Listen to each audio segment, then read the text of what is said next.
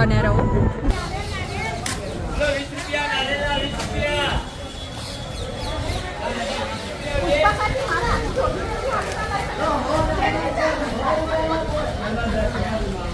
ખબર નથી ને વીરબાપજીના દર્શન મામા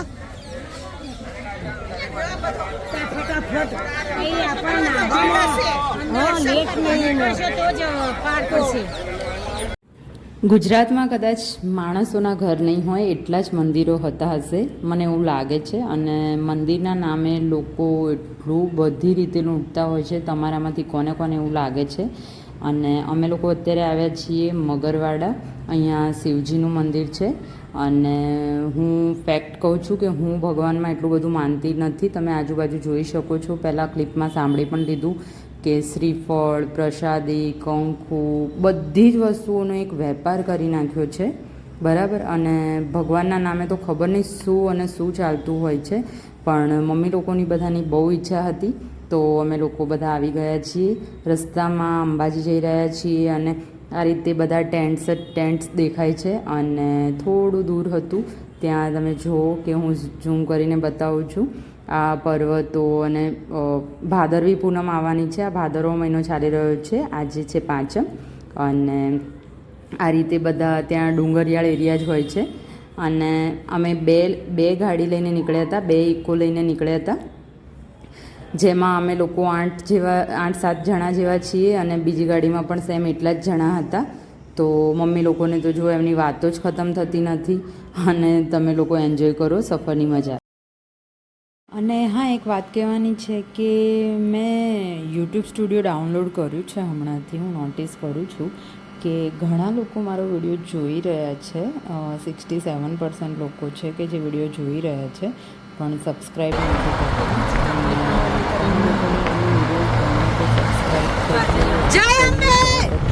અને કમેન્ટમાં પણ લખ્યું કે આગળ મારો કયા વિડીયો બનાવવા જોઈએ. તો તમને થેન્ક યુ. ભાદરવી પૂનમ નજીક આવી રહી છે અને એટલા બધા લોકો શ્રદ્ધાના કારણે ભગવાનમાં મતલબ અંબાજી માના કારણે એટલા બધા લોકો ચાલતા જઈ રહ્યા છે જેની કોઈ જ લિમિટ નથી. આ બાજુ બધા બ્લોગિંગ બહુ ઓછું કરે છે મને એવું લાગ્યું, કેમ કે હું જ્યારે પણ કેમેરો ઉપાડી અને બ્લોગ સ્ટાર્ટ કરું તો પબ્લિક મને એવી રીતે જોઈ રહે છે કે ખબર નહીં હું શું નવું કરી રહી છું. રસ્તામાં જુઓ આ લોકો ચાલતા ચાલતા જઈ રહ્યા છે, એમની હાલત ખરાબ થઈ રહી છે. અને અમુક લોકો એટલી સારી સિનરી છે તો પિક્સ અને બધું પડાવવા માટે પણ બધા ગાડીઓ લઈને ઊભા રહ્યા હતા રસ્તામાં.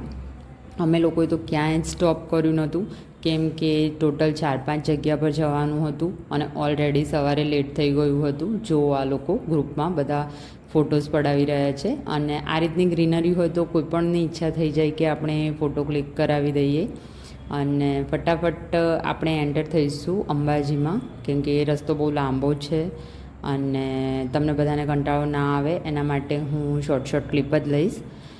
રસ્તામાં એટલા બધા કેમ્પ માટેના લોકેશન મતલબ ટેન્ટ્સ ને તંબુ ને બધું એટલું બધું બંધાઈ રહ્યું છે કે કોઈ પણ ચાલનાર પબ્લિક કે કોઈ રથમાં કે કેમ્પમાં આવવાવાળી પબ્લિકને કોઈને તકલીફ ના પડે એ રીતે બધું કરવામાં આવ્યું છે. જો આ બધી નાની નાની દુકાનો બની જશે.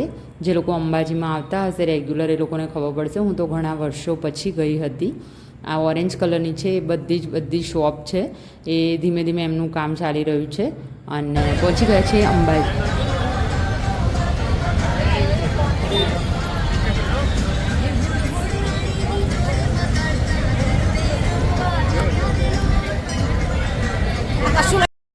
ત્યાં પહોંચીને ખબર પડી કે અંદર કંઈ પણ વસ્તુ મતલબ મોબાઈલ ફોન તો ઠીક, પણ થોડું મીડિયમ સાઇઝનું પર્સ પણ અંદર લઈ જવા દેતા નથી. તો હું અને એક કાકી બંને જણા બાકી બધાનો સામાન રોકી રાખ્યો અને બહાર બેઠા હતા અમે લોકો. અને ત્યાંથી પછી આગળ અંબાજીથી થોડા જ કિલોમીટર આગળ કોટેશ્વર કરીને એક મંદિર છે શંકર ભગવાનનું. તો અમે લોકો બધા ત્યાં પહોંચી ગયા છીએ અને અહીંનું મને એક જ વસ્તુ બહુ એટલે બહુ જ ગમ્યું. એકદમ સીનરી તો તમે જુઓ ને તો તમને એવું જ થઈ જાય કે બસ અહીંયા જ રોકાઈ જઈએ. મંદિરમાં જવું મને થોડું ઓછું ગમે છે, કેમ કે હું મન સાફ હોય અથવા આપણા ભગવાન આપણા મનમાં જ રહેલા છે એ જ વસ્તુને માનું છું. બધા લોકો એક મંદિરમાં ભગવાનને શોધે છે એ મને કંઈક કોન્સેપ્ટ અલગ જ લાગે છે, પણ કંઈ નહીં, બધાનું અલગ અલગ હોય છે. જો અમે લોકો કેટલા બધા ઉપરની સાઈડ આવી ગયા છીએ, ત્યાં ઝૂમ કરીને બતાવું છું. પછી ત્યાંથી આગળ નીકળી ગયા છીએ. હવે થઈ રહી છે હાલત ખરાબ. તમારામાંથી કોઈ પણ અંબાજી આવે તો જમવાનું સિટીમાં મતલબ અંબાજીમાં જ ક્યાંક જમી લેજો, કોઈ પણ હોટેલ હોય તો. અમને ડ્રાઈવરે એવું કીધું, ગાડીવાળા ભાઈએ, કે થોડા ઘણા આગળ જઈને આપણે જમીશું. ક્યાંય કશું જ નહોતું આવ્યું, ઘણો બધો ટાઈમ રાહ જોવો પડ્યો. અને જો આ ગબ્બર ઉપર જવાનો રસ્તો છે, જેમાં ઉડન ખટોલા દેખાઈ રહ્યા, તો મેં ફટાફટ કેપ્ચર કરી લીધું થોડું ઘણું. અને હવે અમે લોકો જમવાનું શોધી રહ્યા છીએ, કેમ કે ઓલમોસ્ટ 1:30 વાગી ગયો હતો. અમે સવારના 7:30 નીકળ્યા છીએ, કશું જ જમ્યા નથી, કંઈ જ ખાધું નથી. તો ભૂખના મારે બધાની હાલત થઈ રહી છે ખરાબ. અને અહીંયા રસ્તા એવા છે ઉટપટાંગવાળા, મતલબ નીચે ઉપર જો આ ગાડી તમે મૂવમેન્ટ થતી તમે જોઈ હશે અભી હાલ.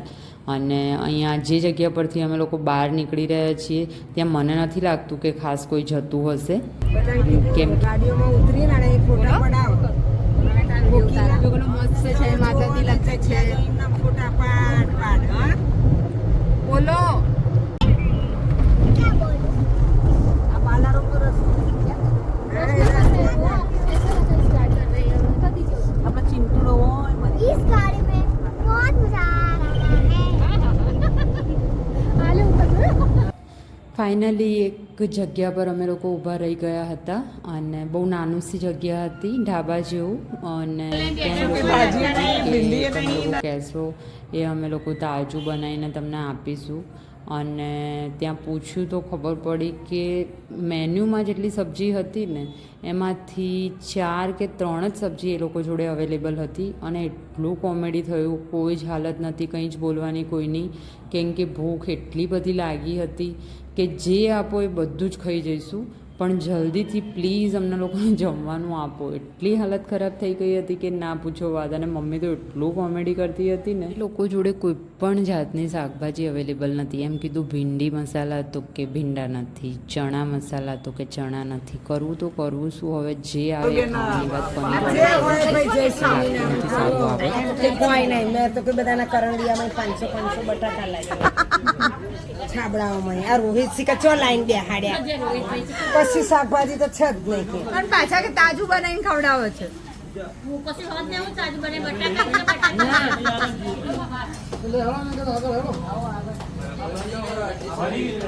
હા હા અમે થોડું ખાઈને પછી આગળ જઈશ. હા એ બે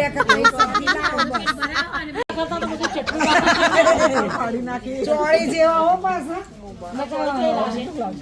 મોગરી જેવો કા ઘૂઘરા જેવા. મોગરી તો તીખી લાયા આવશે બાબા. ગળે ઘૂઘરા કેટલા મસ્ત લાગે ખબર, એમાં કેટલું આવે સૂકો મેવો. હા એમ કયો કે હાલત ખરાબ થઈ ગયું. તો શું કહું, ચોળી જેવા જ મરચા તો કહું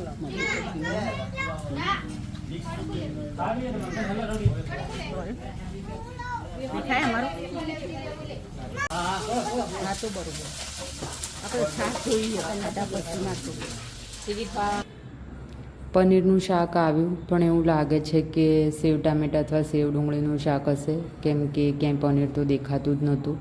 ત્યાંથી અમે લોકો જેમ તેમ કરીને જમીને અજાપુરા ડેમ, બનાસકાંઠા સાઈડ છે થોડો, એ બાજુ જઈ રહ્યા છીએ. આવી નાનું સી ગલી છે અને ત્યાં આગળ બધા લોકો નાહવા માટે ખુશ થઈને ચાલી રહ્યા છે. જો બધાએ કપડાં ચેન્જ કરી લીધા છે, કેમ કે બધા ઉતરવાના છે ડેમની અંદર. અને આ કાકી ને મામી તો નથી, સોરી, કાકી છે બધા મોસ્ટ ઓફ, અને ભાભીને એ લોકો બધા જઈ રહ્યા છે. હું તો જોઉં છું, હું તો પાણીમાં વધારે અંદર તો જવાની છું નહીં, પણ આ લોકો બધા જઈ રહ્યા છે તો એમની પાછળ જઈએ થોડા અને થોડું એન્જોય કરીએ. ત્યાં પહોંચ્યા તો જોયું કે ઢગલો વસ્તી હતી જે પાણીમાં ઉતરેલી હતી નાહવા માટે. પણ મને સખત બીક લાગે છે. મારા મોટા બાપુજીનો એક છોકરો આ રીતે બાલારામની નદીમાં નાહવા માટે પડવા ઉતર્યો હતો અને તરત જ ડૂબીને મરી ગયો હતો. એ જ ક્ષણે મરી ગયો હતો. એટલે મને પાણીથી સખત બીક લાગે છે. એટલે મેં તો પાણીમાં બસ પગ ડબોળે અને ત્યાંથી બહાર નીકળી ગઈ. મમ્મી લોકોને બધા વિચારી રહ્યા છે કે એ લોકો સામેની સાઈડ જે પેલો ડેમ સાઈડનો એરિયા છે ત્યાં કઈ રીતે જશે. તો પણ એ લોકોને મેં ના પાડી તો પણ એ લોકો પહોંચી જ ગયા હતા. અને હું તો આટલે નજીક છું તો પણ મને એટલી બીક લાગતી હતી કે ડૂબી ના જવાય. મતલબ જો અંદર જેમ જેમ દૂર તમે જોશો એમ પાણી છે ગળા સુધી હતું ડીપ.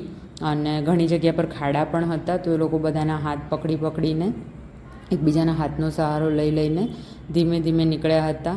અમે એ લોકોની રાહ જોવા માટે બહાર આ રીતે કિનારે બે કાકી અને હું આ રીતે અહીંયા બેઠા હતા શાંતિથી. અને હવે મમ્મી લોકોને થઈ રહ્યા છે રિટર્ન. જો તમે લોકો કેમના હાથ પકડીને એ લોકો આવી રહ્યા છે.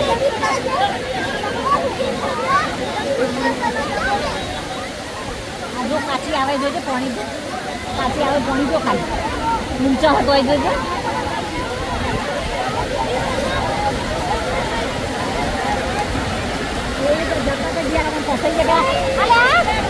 આ ભાઈ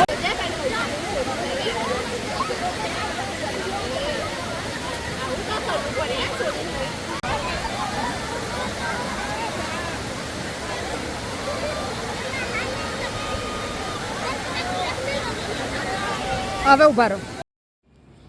બધાએ મન ભરીને નાહી લીધું હતું અને ત્યાંથી બહાર નીકળીને પછી અમે લોકો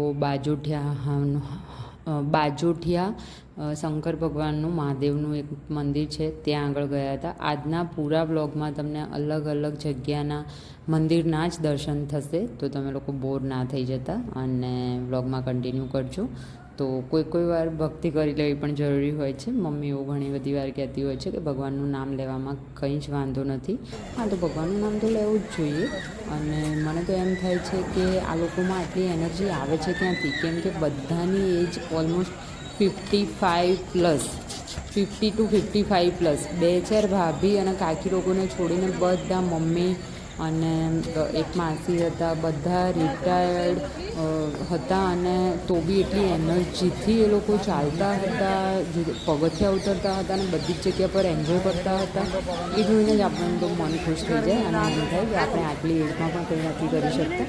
અને એ લોકોનો ધન્યવાદ છે કે કેટલા સારી રીતે એ લોકો બધી વસ્તુઓ એન્જોય કરી શકે છે.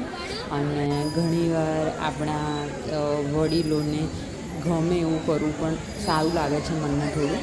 અને આ અંદરના મંદિરનું વ્યૂ છે. ત્યાં શંકર ભગવાનનું એક શિવલિંગ હતું અને આજુબાજુ પણ થોડા મંદિરો જ હતા. અને પાણીવાળી જગ્યા તો દરેક જગ્યા પર હતી. હું ત્યાંથી બહાર નીકળી ગયા, થોડું અંધારું થવા આવી ગયું છે. અને આ રીતે જો કેટલા બધા વાંદરા છે અને એક ભાઈ એમને બિસ્કિટ ખવડાવી ગયા હતા. અને બીજી ઘણી બધી જગ્યાઓ અમે લોકો ગયા હતા. હાથીધરા કરીને પણ એક જગ્યા હતી ત્યાં ગયા હતા. પણ બહુ જ થાકી ગઈ હતી તો બ્લોગ નથી લઈ શકી. મારો વિડીયો એન્ડ ના થાય.